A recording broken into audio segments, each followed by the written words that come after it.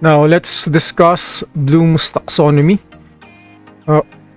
In here, in this slide, we're going to discuss the 3 domains associated in the taxonomy.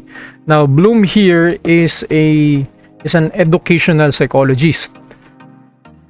Taxonomy here suggests the process made by Bloom, wherein he was able to classify. Basic word for taxonomy is classification. He was able to classify levels of learning. It has 3 domains or 3 areas, one of which is cognitive, affective, and then psychomotor. Cognitive here pertains to the knowledge or the mind. Affective here pertains to your emotions. And then psychomotor here pertains to your actions or to your skills. Right?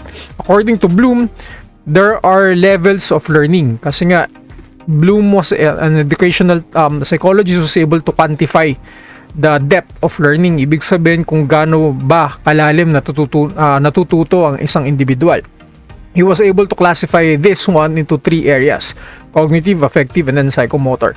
Now, in order for us to understand these domains, yung sa cognitive, affective, tsaka psychomotor, nag-start to from the bottom, sa baba, remembering, sa affective, sa receiving, psychomotor, sa imitation. Now, for cognitive, ang pinaka-basic classification or basic level for cognitive learning is remembering.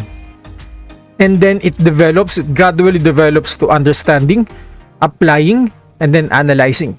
Ang start ng creativity, ang start ng critical thinking according to Bloom under dun sa cognitive is through analysis. Dito.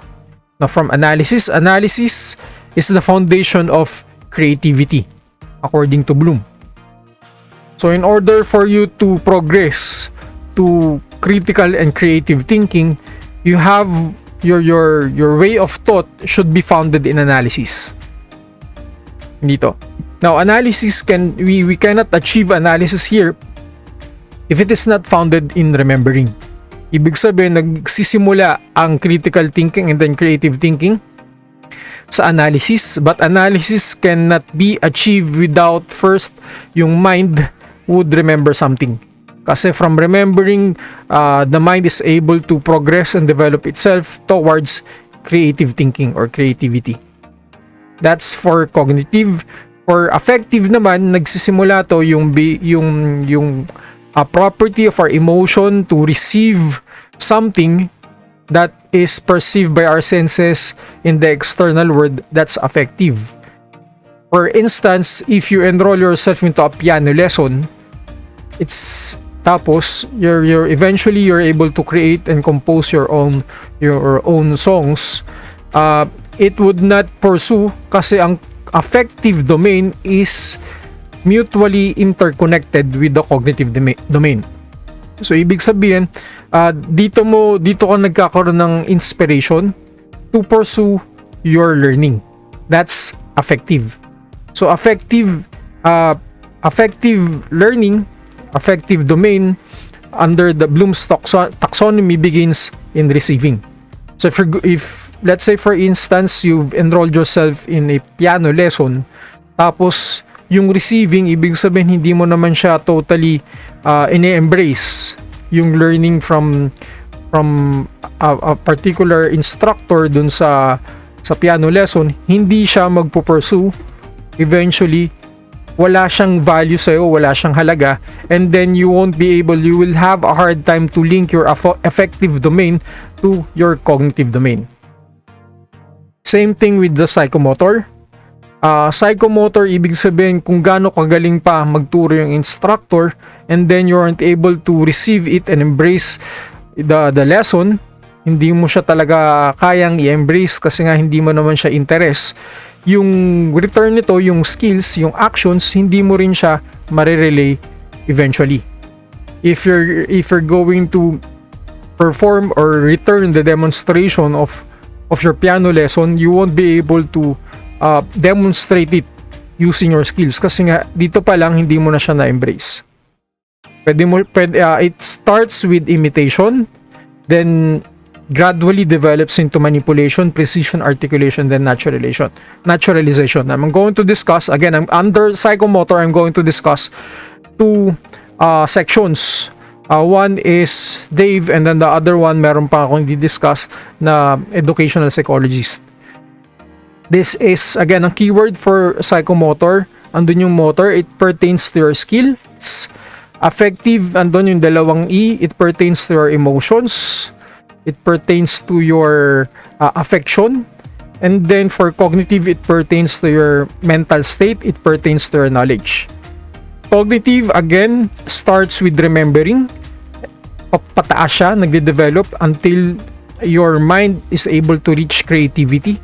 Affective domain starts in receiving hanggang yung binibigay sa yung instruction, nagkakaroon na ng halaga or value. Psychomotor starts in imitation hanggang ma-realize mo na natural na sa'yo or natural na, for example, sa mga daliri mo na mag-demonstrate or ipakita sa tao yung natutunan mo dun sa instruction mo. So, same thing applies also with other skills. Magsisimula yan sa, for example, you're going to imitate a basketball player pagdating sa dribbling or sa shooting, mag-start yan sa imitation.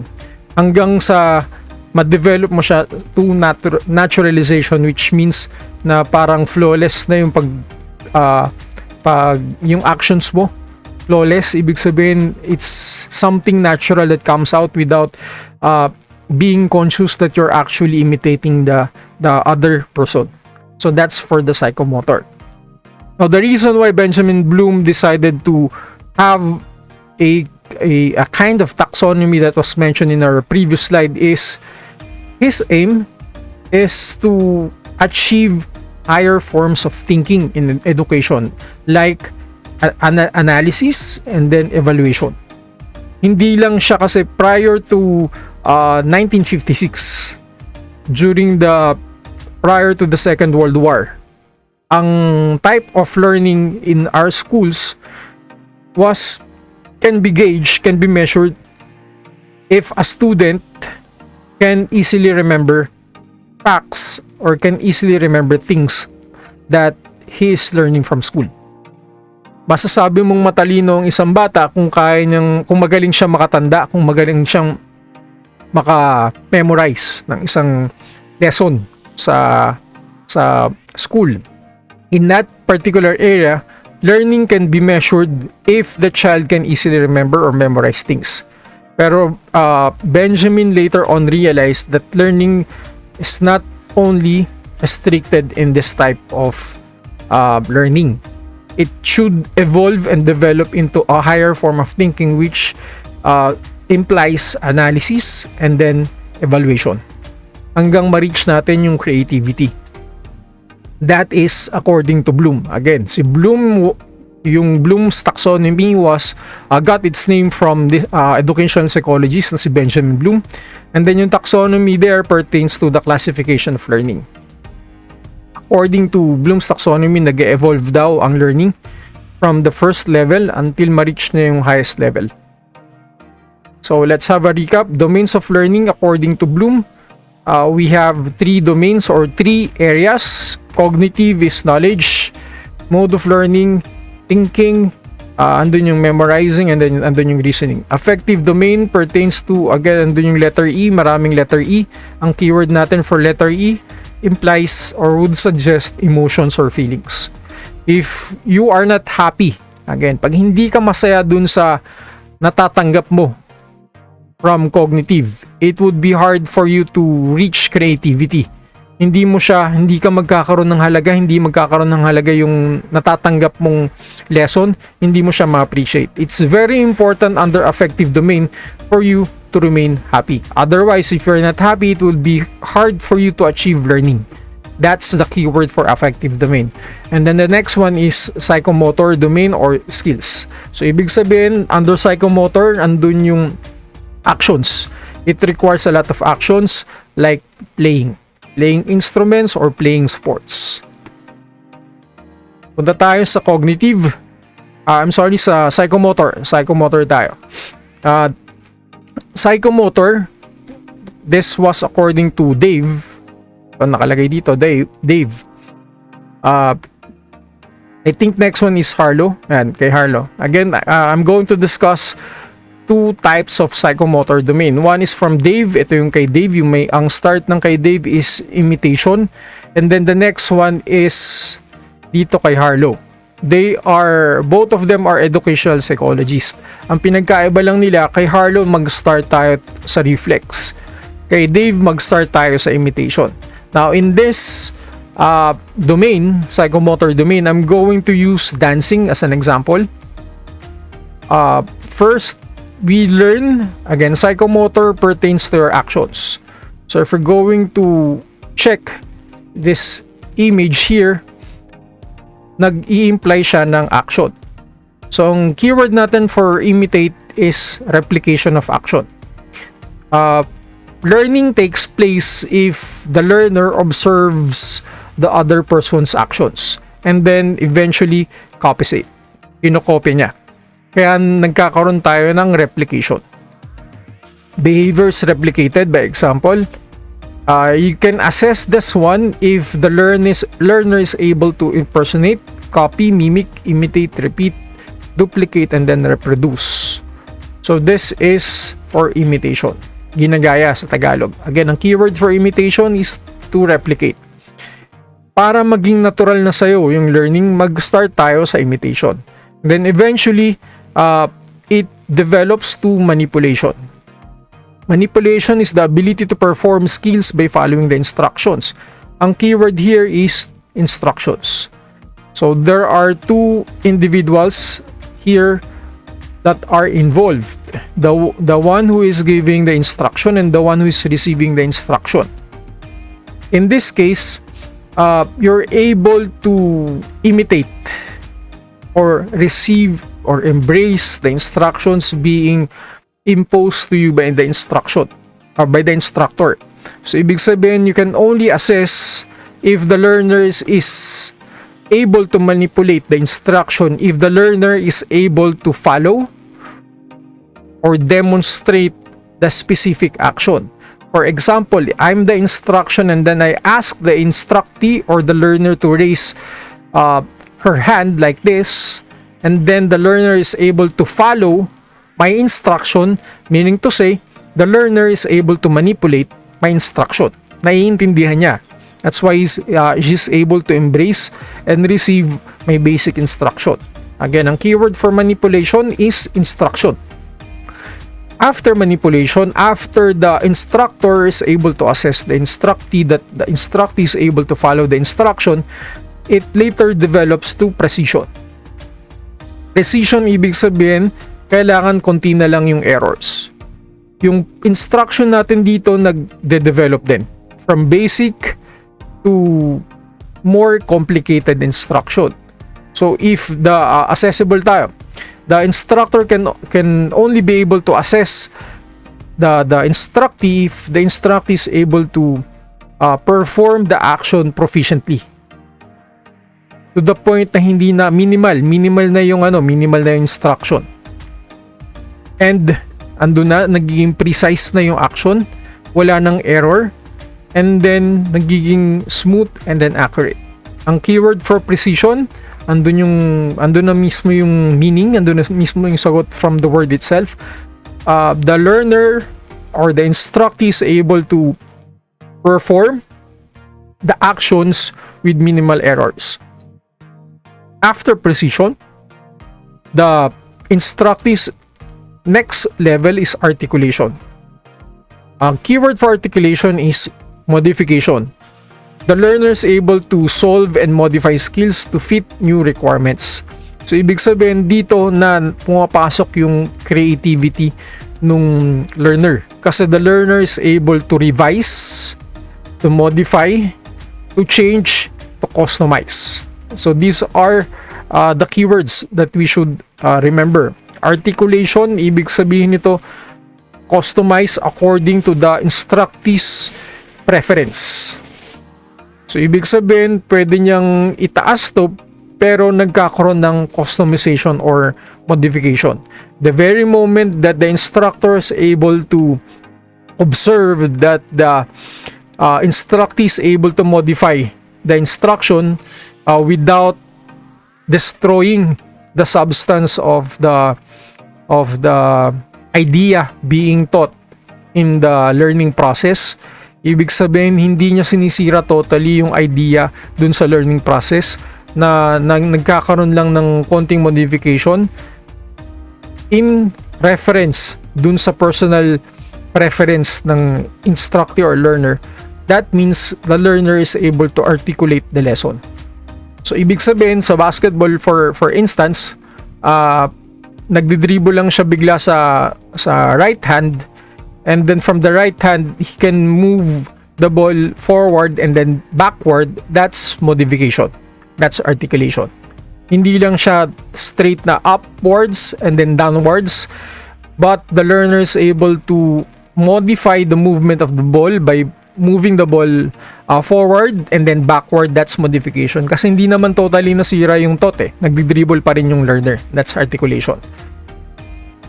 And then after articulation, kasi na-modify na yun according to the preference of the learner is able to perform the skills without thinking. Ibig sabihin nun, when I say without thinking, that's already flawless. Ibig sabihin nun, the learner can adapt to a specific situation wherein the learning process, for instance, if I'm going to dribble the ball forward and then backward, there must be a rationale behind that. Why do I need to move the ball forward? Why do I need to move the ball backward? That's thinking. Pero if I'm able to perform that dribbling without thinking, to the point that the reason behind my dribbling forward is to reach the goal of basketball, hindi ko na wala na, kasi if I'm going to introduce thinking in my action, hindi na siya nagiging natural eh.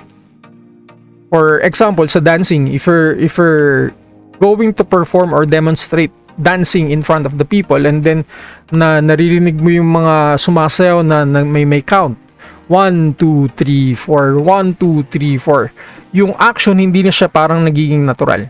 Kasi yung movement ng hands nakadepende dun sa verbal demonstration na sasabihin. Yung count, yung verbal count na sinasabi ng learner. If I say 1, the left hand should be raised. If I say 2, the right hand should be raised. So that's thinking. So pag i-perform ko to sa tapatan, sa in front of the audience, in front of the people, hindi siya nagiging natural kasi my movement still requires thinking. Naturalization, ibig sabihin nun, hindi ka na nag-iisip kasi nga na-imbibe mo na yung learning process from imitation to articulation. Same thing with singing, hindi mo na siya mini-memorize the lyrics. Kasi if you're going to memorize the lyrics, you're going to be conscious kung anong next na line susunod dun sa song. Most likely you're going to encounter errors. Pero kung na-memorize na siya completely and then you're able to incorporate ideas or clues or indicators para matandaan mo siya, yung pagkanta hindi na siya parang pinag-iisipan mo, nagiging natural na siya. So that's psychomotor. Ang keyword lang for psychomotor is it's an area wherein the assessor tries to assess the learner if the learner is able to embrace what's being taught to him by starting sa imitation hanggang sa maging natural yung skill. Ang keyword for psychomotor is letter S or letter A, skills. The aim of this learning is be able to demonstrate the skills being taught to the learner. That's the psychomotor. But you can only imitate it if it is connected with the affective domain. Ibig sabihin, kailangan masaya. Masaya kang inokopya mo. Masaya kang natututunan yung isang bagay. I think that's the basic requirement for psychomotor. It has to be connected with affective domain. The first domain was under the educational psychologist na si Dave. Yung next domain or subdomain na i-discuss natin under psychomotor pa rin is Harlow. Kay Harlow, ang first level ni Harlow is reflex. Reflex here is the perception is of your senses are learning in connection with the stimuli. When I say stimuli here, ibig sabihin maraming stimulus. So ibig sabihin hindi lang nasi-single out yung isang sense. It has to be the participation of two or more senses. In this case, meron tayong audio and then meron tayong visual. Naririnig ng sense of hearing mo and then nakikita ng sense of eyesight mo or your vision. So you're learning because your senses are responding to a specific stimuli that the senses are perceiving in the external world. Examples: stretching, postural adjustment, flexion, and then extension. That's for the reflex movement. Next is the basic fundamental movements. Ang keyword here, patterns. When I say pattern, pag may narinig ka for example na sound in your external environment and then two of your senses are stimulated, for example your audio and then your visual senses are stimulated, that's reflex. But if you start to create patterns of movement like left and right movement, that becomes fundamental movements. So ibig sabihin, meron kang nabubuong response na stimulus or stimuli from the external environment, and then you start to create patterns, left, right, that's a pattern. That's the second level of Harlow's psychomotor domain. So inherit movement patterns which are formed by combining reflex. So kino-combine mo na yung reflex and then you start to create your own patterns. Next is the perceptual abilities. Ang perceptual abilities, perceptual refers to interpretation of various stimuli that enable one to make adjustments to the environment. Various, andun pa rin yung different perceptions natin, pero this time nagkakaroon ng adjustments sa environment. So these various perceptions, the visual, auditory, kinesthetic, tactile discrimination is your sense of touch, suggests cognitive as well as psychomotor behavior. So from the pattern that the basic fundamental movement started to create, the other sense perceptions are starting to participate as well. Dito limited lang yung participation ng senses. Next, nagkaroon ng patterns. Next, nagkaroon ng participation ng other senses. And then that other senses tried to create adjustments. Example nun, coordinated movements such as jumping rope. Jumping rope, let's say nag-start ka from raising your 2 feet at the same time. And then nag-start ka na ng left, you jump, and then next, right foot, you jump. Nagkakaroon na ngayon ng adjustment. Adjustment being imposed by your brain dun sa mga parts ng body mo. Another example under perceptual abilities. Abilities kasi your reflex can make adjustments. So kung yung pagsalo mo dati, dalawang kamay, pero pag magsasalo ka ng bola ng dalawang kamay, it requires a lot of effort in your body. That's why you decided to adjust na isang kamay na lang. That's adjustment. Hindi lang isang sense ang nagpa-participate, kundi marami. Pero the participation of your senses start to create adjustments. Ang keyword here, adjustments from the participation being made by the various senses in your body as you gradually learn something. Next, physical activities. It require endurance. Ang keyword natin here, you try to test the endurance of your body. An example here, ito. So, tinetest mo ngayon yung agility, yung strength ng katawan mo, if your body can function well on strenuous activities. Physical activities, ibig sabihin, hindi na ganito yung movement ng sayaw na nire-require ng activity. So mas kailangan na ang question here, can the body perform well if the body is not functioning well? The activity can be performed well if the body functions very well by testing the body's endurance. So same thing also if you're a surgeon. Kung sobrang talino mong surgeon, for instance, tapos yung visual mo, hindi yung sense of sight mo hindi naman nag-function very well, you won't be able to perform the physical activity in that specific task. So in this case, kailangan mong mag-adjust by perhaps using an eyeglasses para mag-function very well yung katawan. Strenuous activity kasi it takes a lot of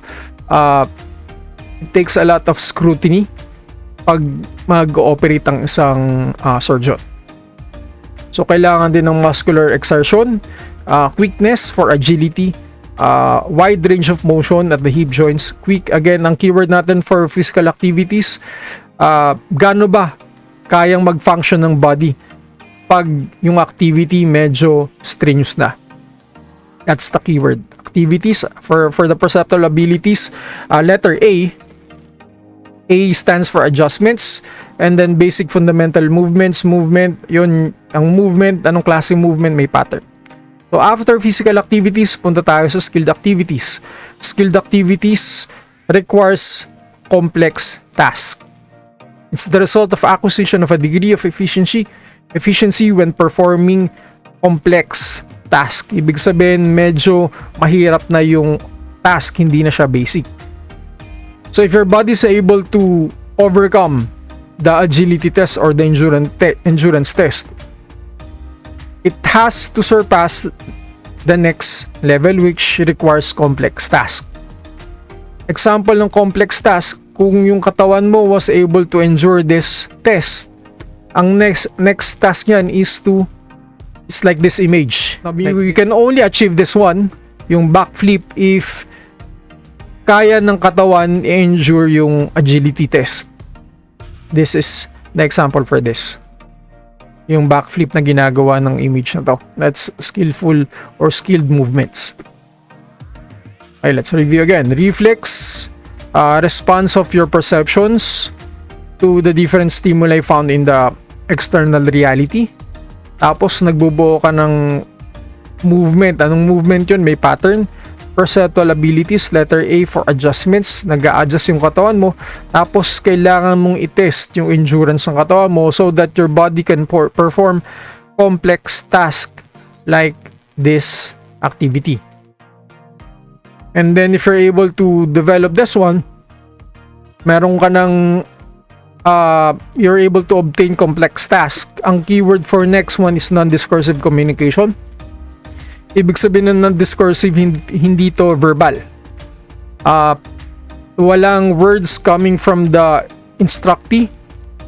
Pero if you're able to assess if the instructee is learning, the actions speaks for itself. For example, minimove niya lang yung shoulders niya, pero nakikita dito sa mukha ng facial expression niya yung non-discursive communication. So, non-discursive communication here is a communication using body movements. You're able to connect your skills dun sa audience mo. By looking at the audience, na sasabi ng audience, ito yung gustong iparating na message ng the one who performs the task. So, it's a communication through bodily movements ranging from posture to gesture. creative movements, may facial expression, act a part in a play through sophisticated choreographics. Body postures, gestures, facial expression. So ang keyword natin non-discursive, pero meron tayong communication like facial expression. Like the one being made by Shaq here. That's Harlow. Next is affective learning. Again, ang keyword natin for affective learning is the emotions. So intuitive, you use your feelings, using feelings as basis of something and not conscious reasoning. Pagdating kasi sa reasoning, it becomes cognitive. So again, under affective learning, it's very important that the learner should be happy so that the learner could embrace and receive what's being relayed by the instructor. So ibig sabihin, it's very hard for a learner listening to a math subject kung hindi naman niya gusto yung math subject. So it's very hard for the learner to receive the idea, the topics being relayed by the instructor if in the first level pa lang, ito yung first level pa lang, hindi na siya masaya.